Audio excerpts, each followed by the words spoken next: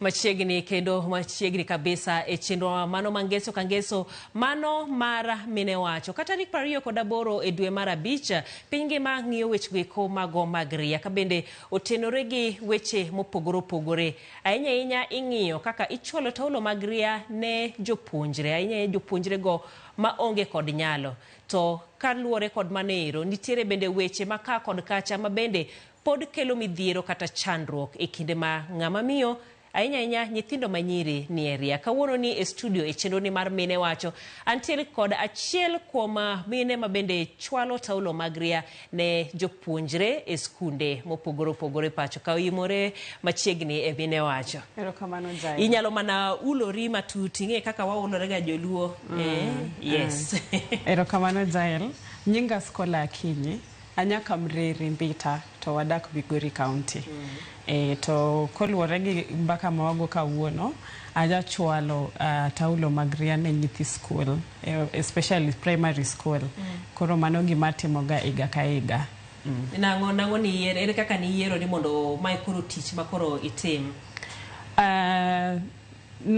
Gini nochakore kane pod atin, kane primary.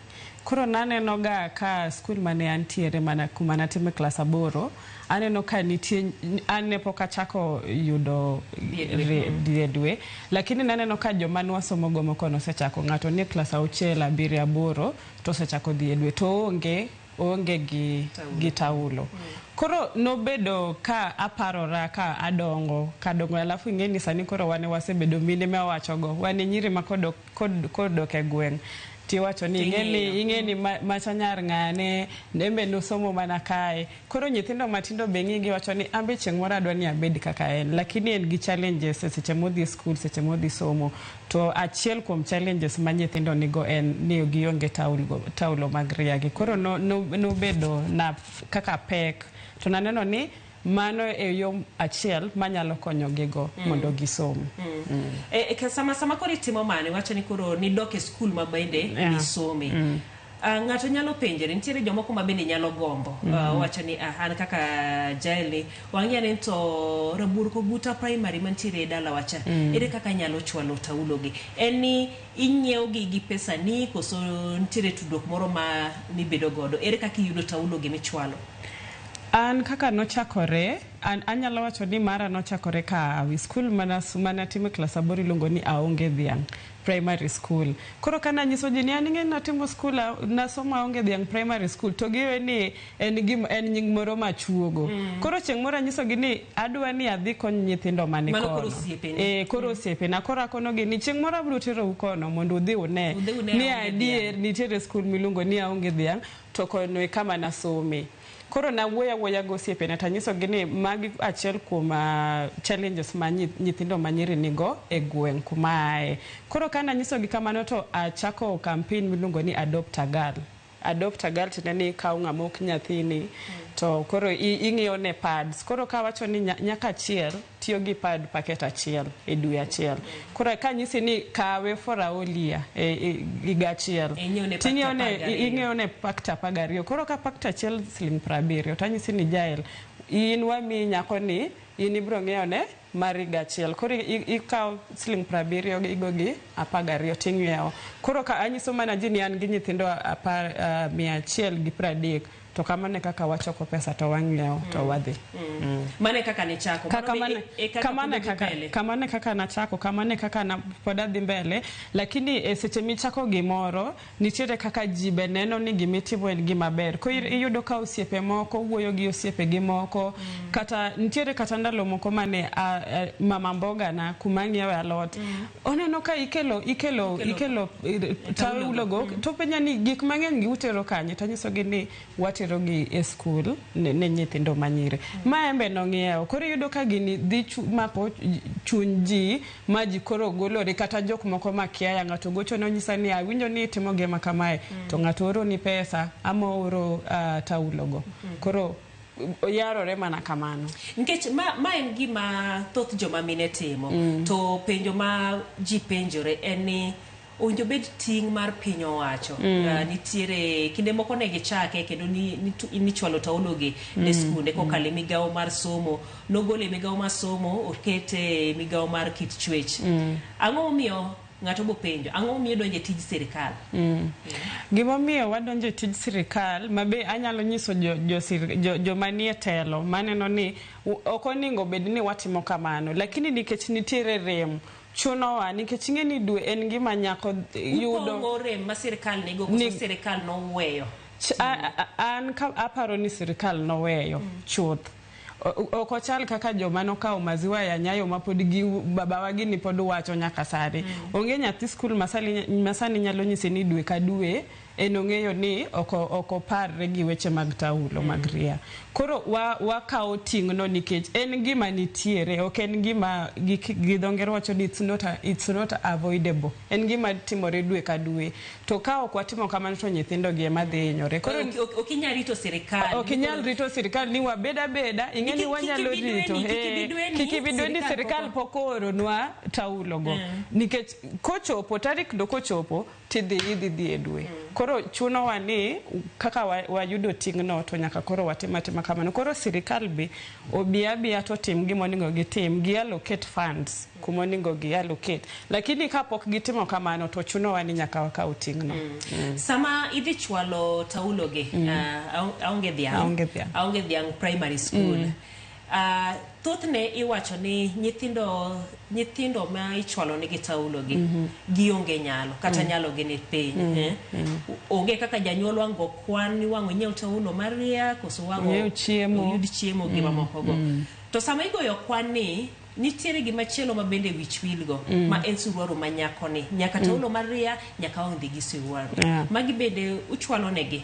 Mago be gik ma wachwalo negi nikech inyalo miye to koro koonge chupino to onge kaka odhi rwake. Koro yudo ni kata ka nyisi ni Jael ami nyako achiel idhi timo ko watimo campaign mar adopt a girl no ami nyako achiel tanyisi ni taulo packet achiel en $70. Nyaka wamed pesa moro kanyo mondo wachak wang'iew ne chupi ma 2-3 monyalo konyorego nikech koro kata kwa miye to onge chupi to onge kaka taulo go dhi konye.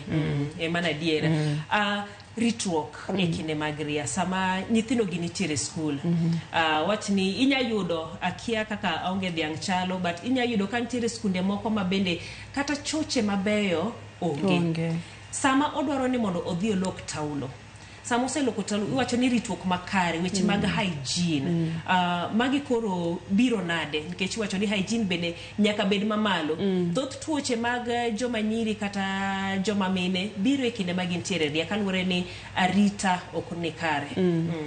Koro yudo ka mago be chal yudo ki ichako gimoro ichako program achiel kasto koro kichopo kacha tineno ni nitiere gik moko mang'eny ma pod oningo ilosi iparo ni nyithindo gi pibe gi yonge go ma bro konyo gi gibed maler seche mag dwe.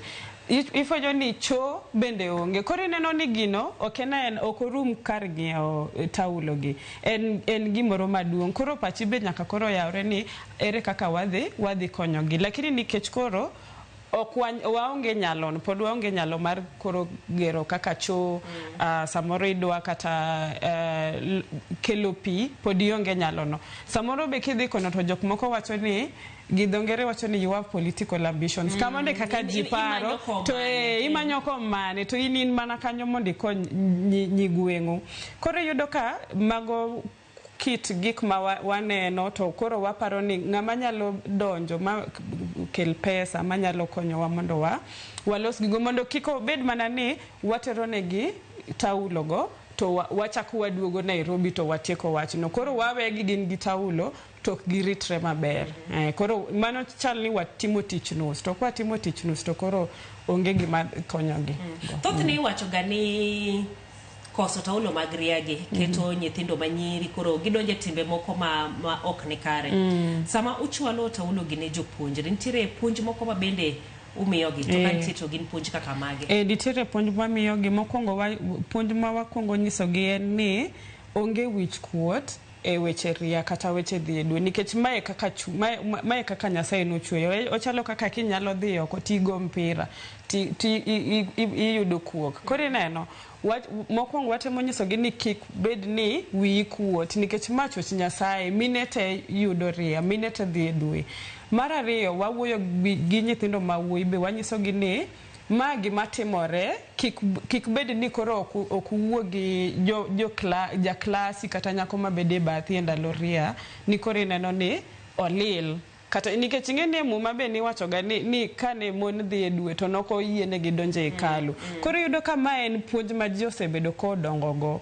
Ma nyiri yudo ka gin gi wich kuot ndalo ria, ok gidwa ni gidhi skul, ok gidwa ni kata ng'ato ng'e. Iyudo ka samoro nyako nobedo to remo dhi omuomo. Koro wich kuot no watemo golo kwawuoyo gi jopuonj, wawuoyo gi jonyuol be nikech kaka an taulo na mokwongo babawa ema nong'iewona to noyudo kata kapok nachako dhi e dwe to nwan e supermarket to oluongo mama moro penja ni e togi gi be ng'eny kae ere ma iparo ni ber nikech nyara ni dhi skul sani to ningo ng'iewni. Koro neno onge wich kuot kata babau nyalo ng'iewni kata sani kaka ang'ongo ni ka dhi dala to baba dhi e chiro tanyalo nyise ni baba ka ng'i duogo tikowna. Koro onge wich kuot moro ni oneno ni ang'o ma nyathina ni koro nyisa in nyis mamau kata dhi nyis mama moro. Koro watemo be puonjo jonyuol gi jopuonj kata gi nyithindo ma jowuoyi ni onge wich kuot e wach ni en mana chwech mar dhano. Iparo mano nyalo kelo lokruok maduong' ahinya nyaka konywak pach nyithindo ma yawuoyi konywak pach joma chuo e wuoyo kata chwalo puonje weche mag ria. Kelo konyruok maduong' nikech iyudo ka kisewuoyo kodgi kamano to koro ji koro nyalo wuoyo nikech nitie nyithindo moko ma seche ma gidhi e dwe tok nikech luoro ma gin gono kata wich kuot ma gin gono ok ginyal dhi nyiso japuonj. Jok moko ok nyal kata dhi wuoyo gi janyuolne nikech wich kuot no. Koro seche ma wich kuot no osegol tiyudo ka en mbaka ma ng'ato nyalo wacha ka en thuolo. Koro ineno ka lokruok dhi bedo maber ma kata ka nyako dhi to onyiso janyuol kata onyiso japuonj tinya onyalo yudo konyruok molo koro pondo to giyudore ka koro gine timbe moko magalagala mok konygi. Ero kamana inya deko ni nyathi ma nyako ok dhi skul e kinde mag ria samoro nyalo bedo ni onge taulogo but be wang'eyo nitiere midekre moko mabiro samoro ibedo matuo nitie jomoko ma bende koro gini tuoya ahinya ma onge nyalo inyalo nyiso gi ang'o?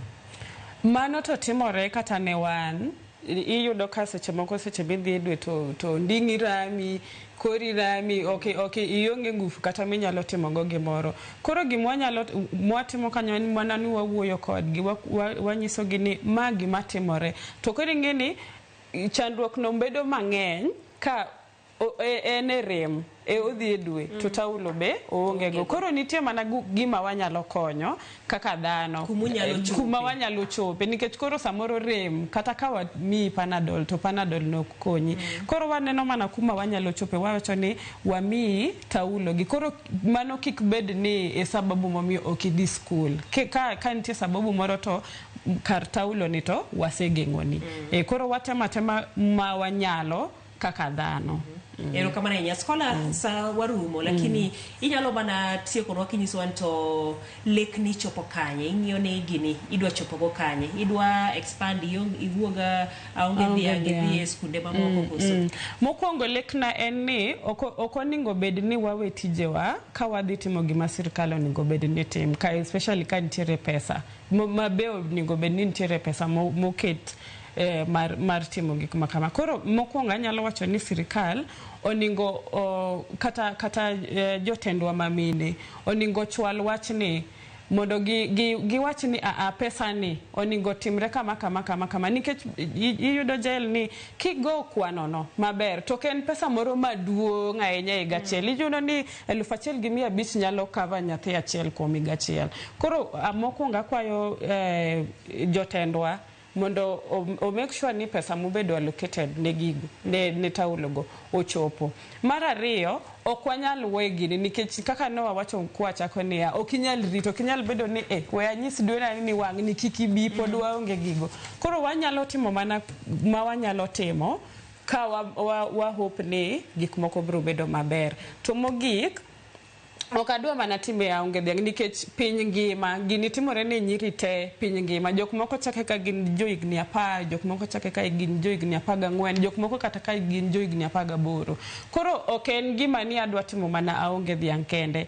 To higani tarik 28 kane piny gine wach mar ritruok e ndalo riani, the topic ne data dignity and investment. Koro kan investment kanyo mo be waluongo ji, wanyiso ji niya keturu pesa mondo kony ji, mondo kony nyithindoge, nikech ma gima ok wanyal ringo, ok wanyal we, en ka otimore pile ka pile.